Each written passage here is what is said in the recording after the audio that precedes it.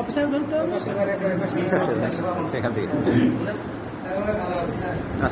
আরে নাকি এই তুই শুধু খালি টোটো করে ঘুরে বেড়াস না, তোর লেখাপড়া লাগে?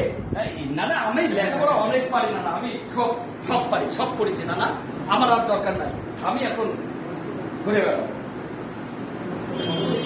সব পারিস? হ্যাঁ না, আচ্ছা দেখি তুই কেমন পারিস।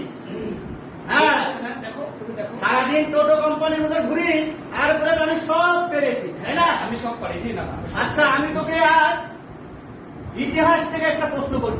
ধরো ব্যাপার না, না না, আমার সব পাঠ মুখস্থ, ধরে দেখো তুমি। আচ্ছা বলতো দেখি ওই পলাশির যুদ্ধ কোথায় হয়েছিল?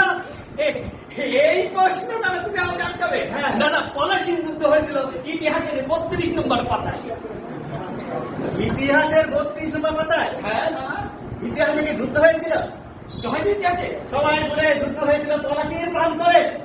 আচ্ছা না, তুমি বলো তো, তুমি কি পলাশি প্রান্তরে গিয়েছিলে? তুমি এই পলাশিতে যুদ্ধ হয়েছে তুমি কোথায় দেখেছো বলো তো? তুমি ইতিহাসে পাঠাই দেখো নি?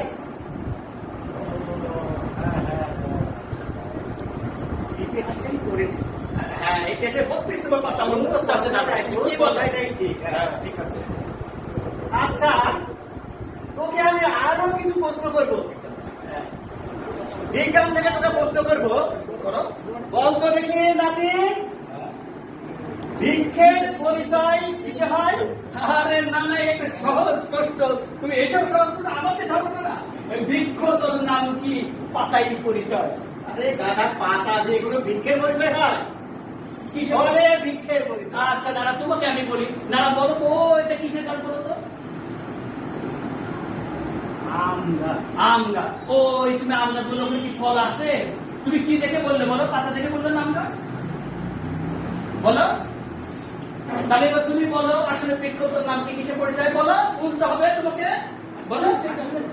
তোর কথাটাই ঠিক। হ্যাঁ না না, আপনি সেই brilliant কিন্তু। হ্যাঁ। আচ্ছা ঠিক আছে, আরো একটু প্রশ্ন করবো তোকে। ঠিক আছে, করো। বাংলায় কি পড়েছিস? আরে না না, বাংলা সাহিত্য, ব্যাকরণ, গ্রামার যত কিছু ধরবে আচ্ছা সবই তো পড়েছি। হ্যাঁ, সব। আচ্ছা বলতো দেখি ওই হৈমন্তীর মৃত্যু কিভাবে হয়েছিল? আরে হৈমন্তীর মৃত্যুর জন্য দায়ী কে? আরে আল্লাহ, এটা একটা সহজ প্রশ্ন না না, তুমি এই এটাও সহজ হয়ে গেল। সব সহজ না না। হৈমন্তীর মৃত্যুর জন্য দায়ী রবীন্দ্রনাথ ঠাকুর। রবীন্দ্রনাথ ঠাকুর? হ্যাঁ, অবশ্যই। আরে আমরা তো শুনেছি ওই সমাজ ব্যবস্থা। সমাজ ব্যবস্থায় আচ্ছা না না, বলো তো ওই জায়গায় যদি রবীন্দ্রনাথ ঠাকুর যদি হৈমন্তীকে মেনে না ফেলতো তার ওই গল্পে, তাহলে কি হৈমন্তী মরতো? তাহলে দায়ীটাকে? তুই ঠিকই বলেছিস রে। হ্যাঁ, তাহলে না না, আর কোনো প্রশ্ন আছে? আর প্রশ্ন আজকের মতো তোকে পরীক্ষা নিরীক্ষা সবই করলাম, তুই তো ভালোই পারিস। আমি তো ভালো না না, আমি সবচেয়ে ভালো, আমি সবচেয়ে ভালো। First class pass. হ্যাঁ, আমাকে আর কখনো ডিস্টার্ব করবে না। আচ্ছা। ওখানে টাকা হবে। আচ্ছা তুমি যাও, আমি বাজারে আসছি।